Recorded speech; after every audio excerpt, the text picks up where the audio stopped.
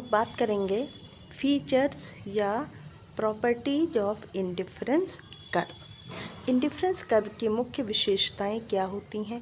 पहली विशेषता है downward sloping. Indifference curve downward sloping होता है, जैसा कि आप इस फिगर में देख रहे हैं। पॉइंट ए से पॉइंट बी, सी और डी की ओर नीचे की ओर इंडिफरेंस कर्व आता रहता है।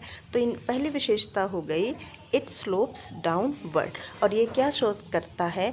ड्यू टू लिमिटेड इनकम, ये तभी संभव होगा due to limited income when consumer wants to increase consumption of commodity X, then it must have to reduce the consumption of commodity Y.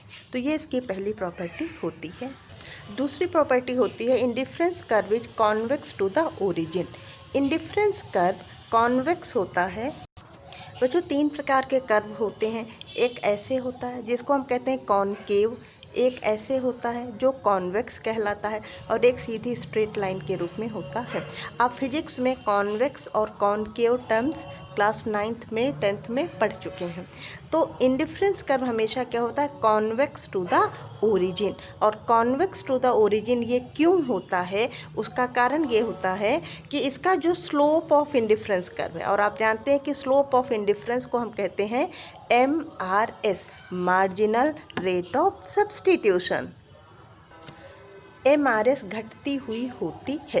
Convex to the origin होने के पीछे का कारण है कि स्लोप ऑफ इंडिफरेंस कर्व, जिसे कि हम MRS के नाम से जानते हैं, MRS हमेशा घटती हुई होती है। आपने इस चित्र में ये पढ़ा था कि MRS निकालने का फॉर्मूला होता है change in commodity Y divided by change in commodity X. यानी कि MRS हमें क्या शो करता है? ये बताता है कि अगर हम एक्स की एक एडिशनल लेना चाहते हैं तो वाई का हम कितना सेक्रीफाइस करेंगे। इस चित्र में आपने देखा था कि एक्स की 1 एडिशनल यूनिट के लिए पहले हम वाई की 3 यूनिट्स सेक्रीफाइस करने को तैयार थे। अगली 3 यूनिट्स हम सेक्रीफाइस कर रहे थे।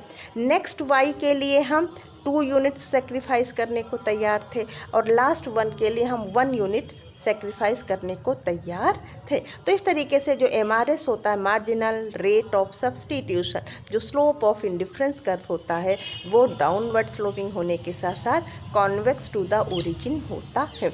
तो कॉन्वेक्स टू द ओरिजिन क्यों होता है indifference curve? Because of decreasing MRS, marginal rate of substitution. Next feature होता है higher indifference curve shows higher level of satisfaction.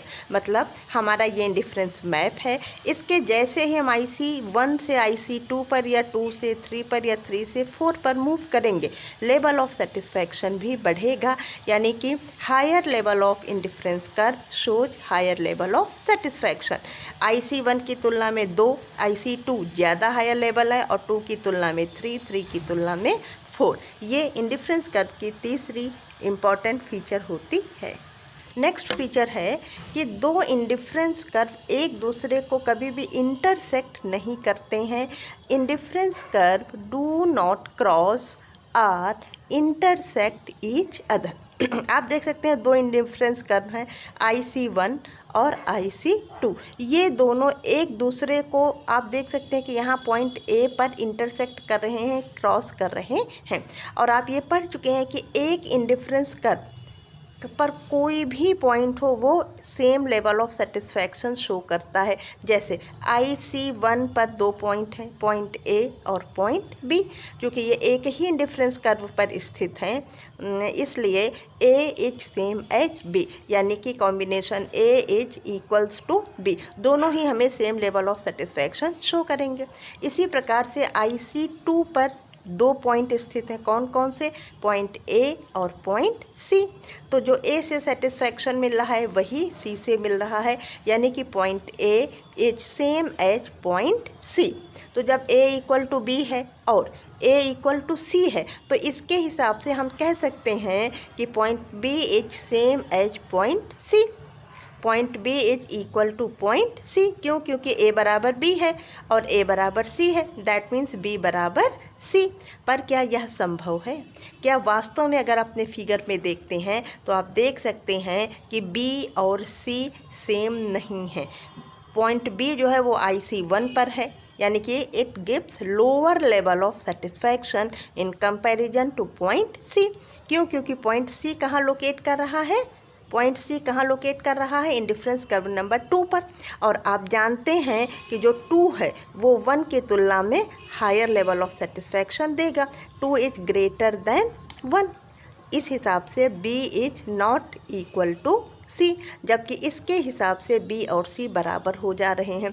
इस वजह से ये कहा जाता है कि कभी भी दो इंडिफरेंस कर्व एक दूसरे को इंटरसेक्ट नहीं करते हैं।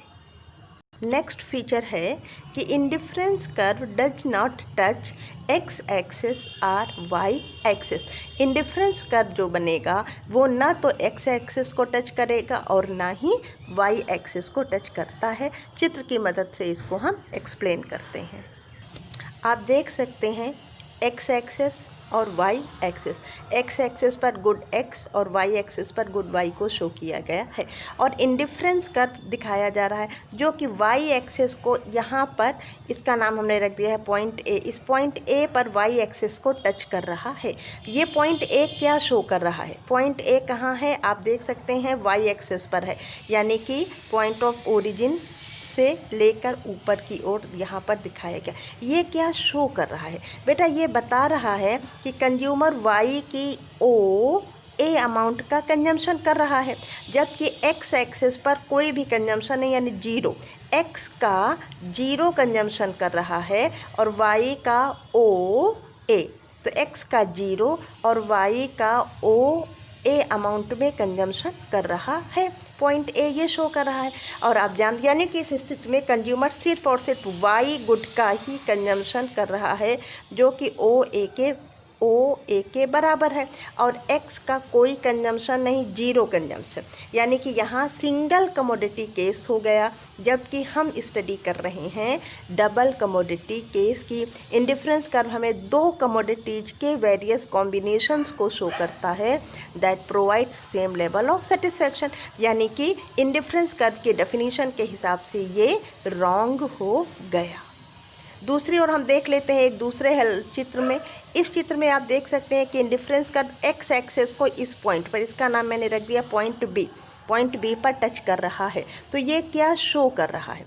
ये शो कर रहा है कि कंज्यूमर एक्स की ओ बी अमाउंट में कंजम्पशन कर रहा है, लेकिन वाई का यहाँ पर क्या कर रहा है? कोई कंजम्पशन नहीं, वाई का जीरो कंजम्पशन हो रहा है। सिर्फ और सिर्फ एक्स का ओ